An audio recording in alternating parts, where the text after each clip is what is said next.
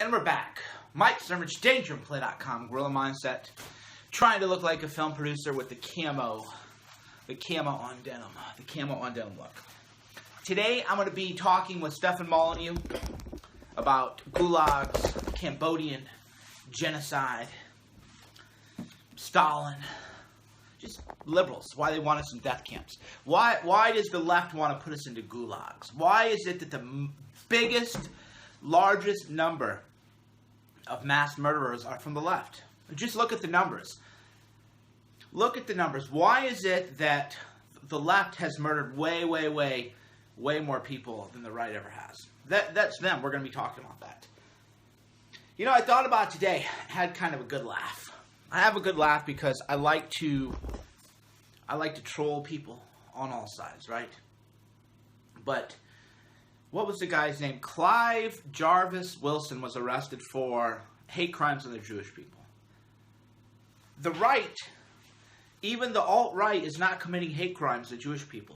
The people now who have been arrested for the hate crimes on Jewish people, Juan M. Thompson, who is an African-American fake news reporter who worked for The Intercept, had been quoted favorably by Sean King and other Black Lives Matter people. And then today, Clive Jamar Wilson, arrested for defacing a menorah, him and three other African-Americans, left-wing people, Hillary Clinton people. So why is it that as bad as the alt-right is, and God bless them, I love to troll them as much as anybody, they're not doing anything, right? They're not actually committing these kind of crimes. The hate crimes are all coming from the left. The hate crimes against Jewish people are coming from the left. The hate crimes against white people are coming from the left. What is it then about the left-wing mindset, the liberal mindset, that makes them want to kill basically everybody who they don't agree with? The Cambodian genocide, right? Pol Pot, Mao, liberals. Stalin, liberal. Lenin was a liberal. And interestingly enough, Marxism, as it was practiced in the Soviet Union, came from America. You can find this article on, I think, you can find it in a Jewish magazine about how what happened here actually originated in New York. It was a New York intellectual movement. And then that was spread to the Soviet Union. I'll find the article. It's a great article. So Stalinism as we know it actually was an intellectual idea that began in the U.S. So we would have had Stalinism in the U.S. if we hadn't had right-wing people and if we didn't have firearms and other things. But, of course, you don't learn these things. You don't learn it. History, your teachers don't want you to know this, right? So Stefan Molyneux and I are going to talk about that today. They work pretty fast. I mean, they work hard. So that episode will probably be on tomorrow or the next day. I don't know. It's not my channel. But they usually put that up pretty quickly. So I'm going to talk to them in around 5 minutes. And then, did anybody see Ezra Levant's video on the Rebel TV about liberal Jews? Man, talk about saying something very powerful. Talk about a powerful message. If you have not watched Ezra Levant's the Rebel TV video, which is a video specifically directed at Jews, very powerful stuff. I mean, he calls people out. He went ham,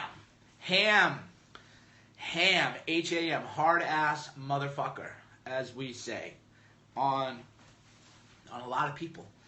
So I would definitely watch that video because he doesn't take any prisoners. He says a lot of things that people have told me. A lot of people, I've never said this myself because I'm not allowed to. Identity politics. Identity politics means that you're not allowed to speak.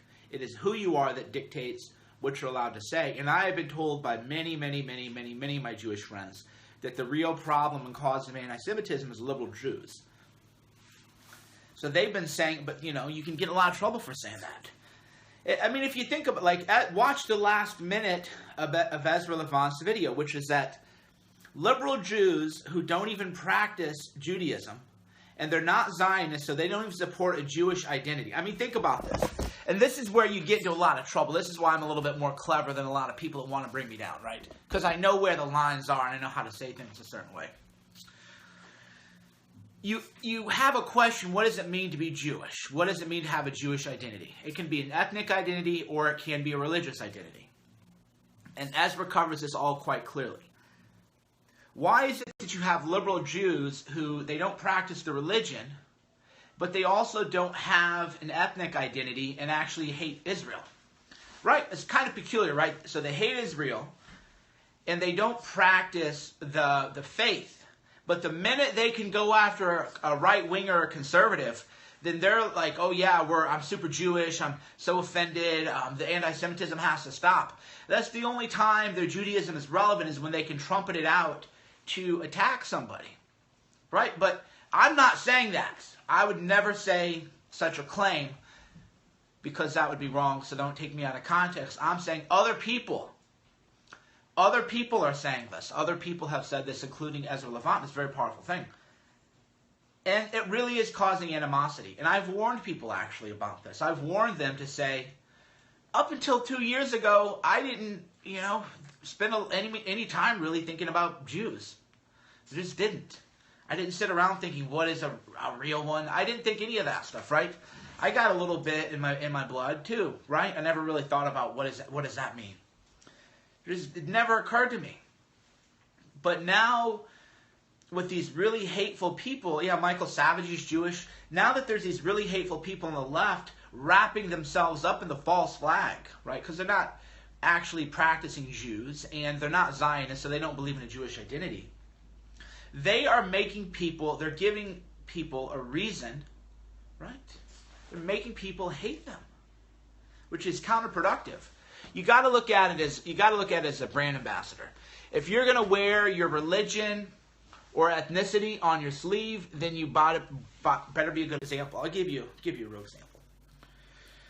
One night, and then I got to go, and I'm going to talk to Stefan Molyneux. Okay, quick example. One night I was out in Paris, a night in Paris. Mike Cernovich, DangerandPlay.com, Guerrilla Mindset, living in Paris, France. And I would take these long walks at night. Sometimes I'd walk 10, 15 miles. I walked through all of Paris. I know more about Paris probably than anybody other than maybe somebody who grew up there. And I heard some really loud, obnoxious men who were being a little bit too aggressive towards women, and the girls were saying, like, get away from us, leave us alone kind of thing. So I went to intervene to see who it was. And then when I found out that they were Australian men, then I just said, oh, okay, not really my problem. Why? Because if you're an American acting the fool in America, you're going to give me, an American, a bad name. It's bad for the brand, right? There is a brand, American. What does an American mean? Who is an American?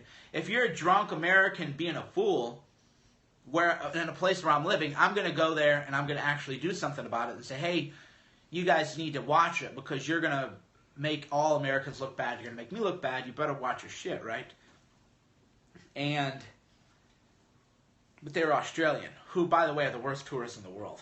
I love when people in Europe say, oh my God, lame argument, bro. You're blocked for being stupid because you can't comprehend human dynamics, social dynamics, group dynamics, guilt by association. You're just too stupid to be here. You have to be blocked. Australians, by the way, are the worst tourists. That's why I like when people say, oh my God, Americans have a bad name overseas. No. Australians. They get drunk. They're the worst tourists at all. Very, very vulgar. Very, very vulgar. Especially young Australian men. But anyway, I gotta go. Be sure to subscribe to Free Domain Radio, Stefan Molyneux Show. Be sure to hit the subscribe button. My conversation will appear with him soon, and then you can watch it. But it's a great channel. Stefan Molyneux has done great things for the world. Speaking of Stefan Molyneux, and gosh, I got like 1 more minute left. See, once I start talking to you guys, I can't go away. A lot of people are mad at Tommy Lauren. Tommy. I don't know her name. I don't know who the hell she is. Right? I only know who people are when you guys talk about them because I look to real philosophers like Stefan Molyneux. Right? I don't know what the latest hot blonde with the short skirt is saying about anything. Right? Because I don't care. I read books. If I want to know something interesting about life, I'll pull up June, modern man in search of a soul. What does it mean, right? What does it all mean? I don't just say, oh, we got a hot girl in a skirt. I better listen to what she has to say because, whoo, hot girl in skirt. I'm sure that is very, very, very interesting. I'm sure she has great things to say about the world. I'm sure of it. No, I don't watch that kind of stuff. If you want to watch philosophy, watch Molyneux. Right? There's a lot of things you can do.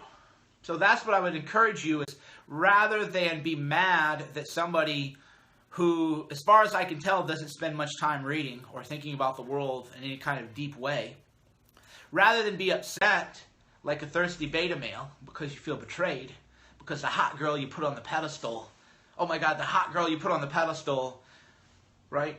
That's called being a thirsty beta male. So I am immune to the right-wing hot blonde holding the gun. Oh my God, let's give a girl a gun and put her on the cover of everything, right? I think that's actually a caricature, it's a trope. I don't like it, but it's thirsty beta males. Thirsty beta males are the reason conservatism has lost and continues to lose. Because let's just be real. I mean, if you've been around, if you've been around a little bit, you don't really,